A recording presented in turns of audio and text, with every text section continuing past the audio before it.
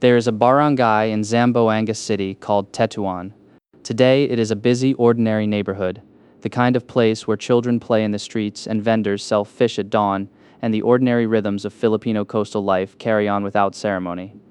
But in 1902, Tetuan was not ordinary at all. Tetuan was a frontier. Zamboanga and the whole of Muslim Mindanao was, by deliberate design, the territory assigned to one small mission organization to evangelize.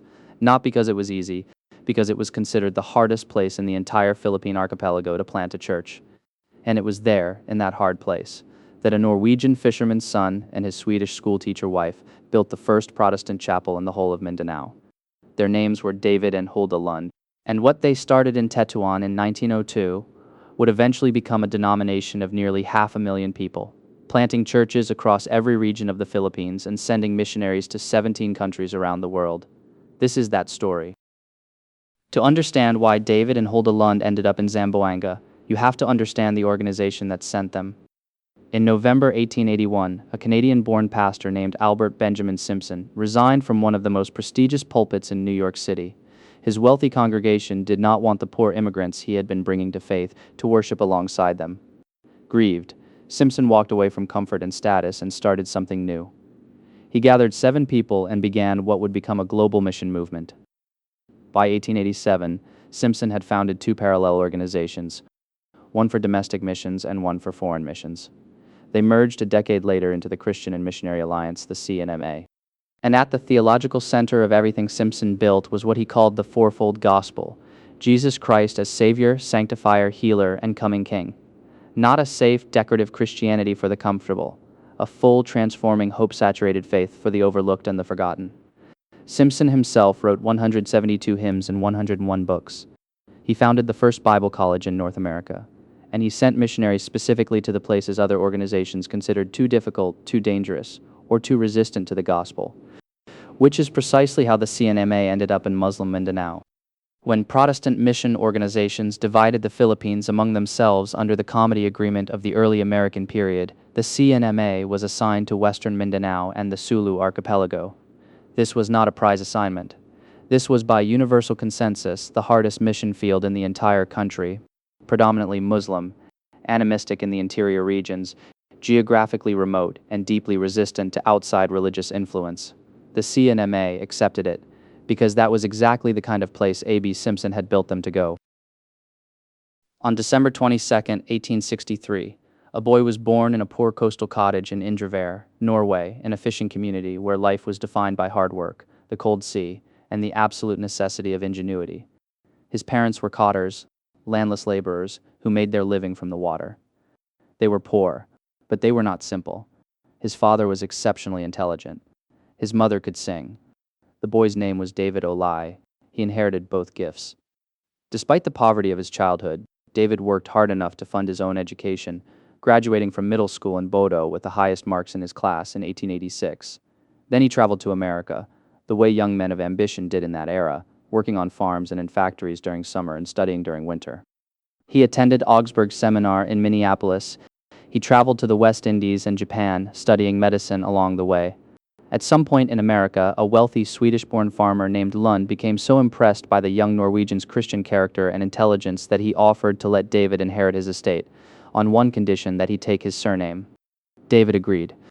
The fisherman's son from Indrevær became David Lund, a name, he noted, that was easier to carry around the world. His wife Hulda was a Swedish-born schoolteacher they married in America. Both of them spoke Spanish by the time they arrived in the Philippines in 1901, and both of them came with the same understanding of their calling. They were not there to build an institution or a career. They were there to plant a church in one of the hardest places on earth. They arrived in the Philippines in 1901, the same year the C&A officially began its Philippine mission work.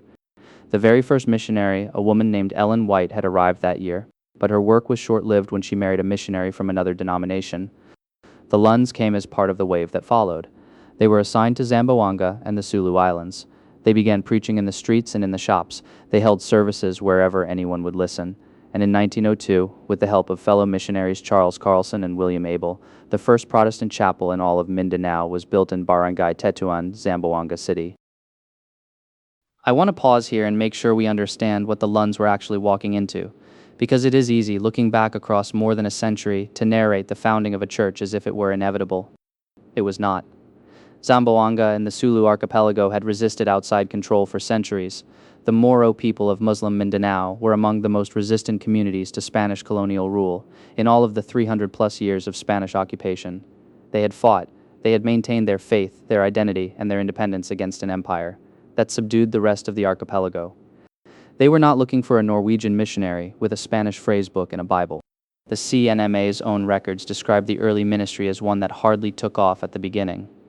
That phrase is the diplomatic version of what was actually a grinding, difficult, often discouraging reality. The comedy agreement locked the C&MA into this territory. There was no option to pivot to easier ground. There were no large crowds, no rapid conversions, no early reports of revival to send back to mission supporters in Norway and Sweden and America. There were just David and Hulda preaching in streets, running schools, building relationships one at a time, trusting a God who they believed could reach anyone. By 1924, more than 2 decades after the first chapel was built, they had over 100 converts attending the Tetuan church. 100 people. After 22 years, by modern evangelical standards of growth and success, this would look like a failure, but history knows better. Here is something that gets overlooked in the telling of this story. David Lund is remembered. He gets the headlines, but Hulda Lund built the institution that outlasted them both.